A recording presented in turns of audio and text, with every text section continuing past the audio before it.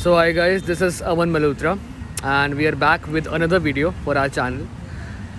ये वीडियो रहेगा, second part रहेगा जो हमारा एफर्मेशन का 3 पार्ट सीरीज़ था उसका। फर्स्ट वाले वीडियो में मैंने ना बहुत बेसिक लेवल पे समझाया था कि एफर्मेशंस होते क्या हैं। तो जिसने अभी नहीं देखा है मैं थोड़ा सा एक्सप्लेन कर देता हूँ, रिकैप दे देता हूँ। एफर्मेशंस आपके विचार होते हैं, आपके थॉट होते हैं। अगर जो मैं सोच रहा हूँ अभी वो मेरी एफर्मेशन है। मैं खड़ा हूँ, सामने लाइट है, सामने पेड़ है, पीछे करण औजला चल रहा है अगेन तो ये भी एक एफर्मेशन है, ठीक है। और एफर्मेशन से इस वीडियो में मैं बताऊंगा कि how you can use affirmations to manifest anything that you want in your reality. आप एक मटेरियलाइजेशन अपने डिज़ायर्स का कैसे कर सकते हो, ठीक है। तो बहुत सिंपल सा एग्जांपल दूंगा और आई थिंक समझ आ जाना चाहिए। नया आया तो फिर कमेंट्स करते ना यार, और अपना ट्विटर हैंडल भी मैं नीचे ऐड कर दूंगा, उसके ऊपर डीएम कर देना, तुम्हारा भाई आंसर कर देता, ठीक है। अभी भाव बड़े नहीं है उतने हमारे। तो हाँ, एफर्मेशन से मैनिफेस्ट कैसे करते हैं। तो मान लो एक मेरी डिज़ायर है, सिंपल सी example, there is a person जो मुझे देखने में अच्छा लगा, जो जिससे मेरा थोड़ा सा अट्रैक्शन हुआ, and I want to make this person as a romantic partner या एज अ फ्रेंड, ठीक है। या मुझे एक सर्टेन अमाउंट चाहिए, पैसा चाहिए, या फिज़िकल अपीयरेंस में चेंजेस चाहिए। तो उसके लिए मैं एक एफर्मेशन बनाऊँगा। मैं एफर्मेशन बनाऊँगा कैसे, मेरा फ्रेंड खड़ा है वहाँ पे, गर्वित भाई हाय कर। तो अगर मैं एक एफर्मेशन मेरा ऐसे बनेगा कि मैं गर्वित को एक फैक्ट बताऊंगा जो मुझे चाहिए, वैसा बताता हूँ कैसे। जैसे मान लो there is a girl I like and you know I want to date her, ठीक है। तो मैं गर्वित को बताऊंगा bro I am dating this girl, ठीक है। तो ये भी एक एफर्मेशन है, ठीक है। उसका एग्जाम्पल नाम ले लेते हैं, अपनी एक्स के कौन से नाम नहीं है यार, सिमरन ले लूँ नाम तेरी वाली का, चलो ठीक है। मान लो बंदी का नाम है सिमरन, ठीक है। तो मैंने बोला कि भाई you know I am dating Simran right now, ठीक है। ये मेरी एफर्मेशन बन गई। या she is madly in love with me, या हम अभी रिलेशनशिप में हैं, या she is attracted to me, या she is obsessed with me. आपने देखा होगा जो मैंने अभी सेंटेंसेस बोले ना, इन सब का एंड जो मतलब था, एंड गोल था, एंड जो हमारा स्टेट था वो वही था कि आप और ये बंदी दोनों एक्चुअली में साथ हैं, and this girl is in love with you, and of course if they are in love with you then they will always have to be with you, right? Of course they would want a relationship with you, of course they would want to text you, call you, be with you, spend time with you, ठीक है। तो एक मैंने affirmation बना दिया, बहुत simple बताता हूँ, that she is madly in love with मी। अब मुझे 3D में मेरी ये वाली रियलिटी जो मेरे आगे चल रही है, सामने लोग बैडमिंटन खेल रहे हैं, पीछे हॉर्न बज रहे हैं, लोग बच्चे भाग रहे हैं, गिर रहे हैं, मर रहे हैं, तो इसमें मुझे अभी दिख नहीं रहा है कि you know Simran is madly in love with me, right. तो मैं क्या करूँगा, मैं अपने आप को ना ये सच, ये फैक्ट बार बार बताऊँगा, ठीक है। और बार बार ऐसे नहीं कि मैं लगा पड़ा हूँ Simran is madly in love with me, चिल्लाए जा रहा हूँ, रोए जा रहा हूँ, अपने माइग्रेन हुआ पड़ा है, मुझे एंग्जाइटी हो रही है, रेजिस्टेंस आ रहा है, नहीं, ऐसे नहीं। मान लो मेरे दिमाग में सिमरन का थॉट आया, ठीक है। मैंने खुद को बोला यार she is madly in love with me. Starting में क्या होगा, आपका जो कॉन्शियस ब्रेन है ना, आपका जो लॉजिकल ब्रेन है, एनालिटिकल ब्रेन है, जो रीजनिंग करता है, वो बीच में आके बोलेगा साले झूठ क्यों बोल रहा है, ऐसा तो है ही नहीं, कहाँ है वो madly in love with you, देख वो तो वो जा रही, तेरे को देख भी नहीं रही, राइट। तो वो स्टार्टिंग में मुझे ऐसे बोलेगा, बट मेरा सब कॉन्शियस सीखता है through repetition of a certain fact. अगर मैं उसको बार बार बताऊंगा ना कुछ, कोई भी चीज़, वो उसको ना धीरे धीरे साला एक्सेप्ट करने लग जाएगा। एंड लोग यह कहते हैं कि भाई हमें फीलिंग्स या इमोशंस आने चाहिए, ज़रूरी नहीं है, सबको नहीं आते। न्यूरोटिपिकल लोगों का दिमाग अलग चलता है, न्यूरो डाइवर्जेंट का अलग चलता है, लोगों के यू नो एटिपिकल बिहेवियर्स अलग अलग होते हैं, लोगों का एनवायरनमेंट अलग होता है। तो ज़रूरी नहीं है कि सबको वो चीज़ों में फीलिंग्स या इमोशंस आए। हाँ, अगर आ रहे हैं तो दैट्स गुड, नहीं भी आ रहे तो नो फक्स, ठीक है, I mean no ducks, censor ना हो जाए बस। हाँ, तो मैंने अपने आप को एक फैक्ट बताया।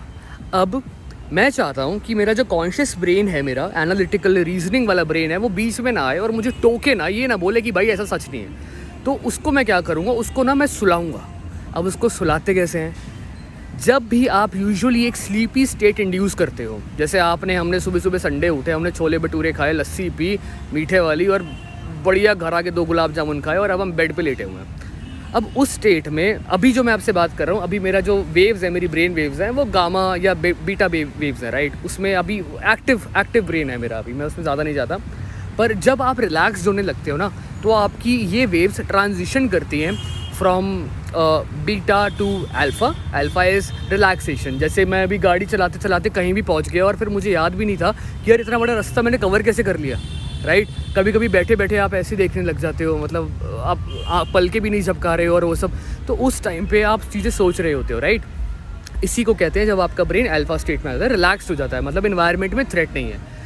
उससे भी डीप रिलैक्सेशन आएगी तो वो होती है हमारी थीटा स्टेट। थीटा वेव्स जब आती हैं उससे भी डीप आती है, वो है डेल्टा, जब अपन पूरी खतरनाक नींद में होते हैं, चित होते हैं हम कुंभकर्ण की तरह, ठीक है। अब मुझे अपने आप को एक स्लीपी स्टेट में लाना पड़ेगा, अपने आप को रिलैक्स करके, इधर थ्रू मेडिटेशन या स्पॉट गेजिंग कि मैं एक जगह देखता रहूँ और बस शांति मिल रही है, राइट। उस स्टेट में अगर मैं एक बार आ गया, जब मेरी ब्रेन ने परसीव करा कि मेरे एनवायरनमेंट में अब थ्रेट नहीं है, अब मैं आराम से रिलैक्स कर सकता हूँ आंखें बंद करके या खोल के, उस टाइम पे मेरे ब्रेन वेव स्लो हो गए। अगर मेरे ब्रेन वेव स्लो हुए तो अब मेरे कॉन्शियस माइंड को पता लगा कि शायद ये बंदे की ब्रेन वेव स्लो इसलिए हो रही है क्योंकि इसको सोना है। तो ऐसा करता हूँ, मैं खुद भी रेस्ट कर लेता हूँ, मैं सब कॉन्शियस को ही सारा काम करने देता हूँ जो वैसे भी कर ही रहा है। तो कॉन्शियस ब्रेन जो होगा वो हमारा बैक सीट ले लेगा, पीछे जाके बैठ जाएगा और कहेगा भाई अब सब कॉन्शियस जो ऑटो पायलट पे डाल देता हूँ गाड़ी, चिल है, चला लेगा ये हमें, ठीक है। तो उस स्टेट में जब मैं स्लीपी स्टेट में रहूँगा तब मैं अपनी एफर्मेशन बोलूँगा। मैं बोलूँगा यार Simran is madly in love with me, you know, she is not able to live without me, she always wants to be with me, she is obsessed with मी।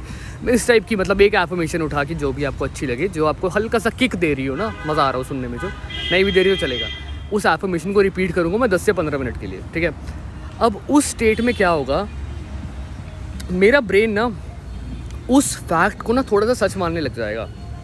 कभी कभी मेरे साथ ऐसे होता है जब मैं अफर्म कर रहा होता हूँ, शायद आपके साथ भी होता होगा, आप एक ड्रीमी लूसिड ड्रीम वाला स्टेट आ जाता है जिसके अंदर आप एक्चुअली में हल्का फुल्का विजुअल्स भी देख पाते हो अपनी डिज़ायर का सच होते हुए, या आपको सोते हो और आप अफर्म कर रहे हो, उसके बाद सो गए, आपको सपना भी आ रहा है। तो दैट मीन्स कि आपके सबकॉन्शियस ने उस स्टोरी को एक्सेप्ट करा है और now it is trying to play that scene, right. And state से अब वो आपको दिखा रहा है कि if your this fact becomes true then ऐसा एक्चुअली में आपकी 3D रियलिटी में होगा।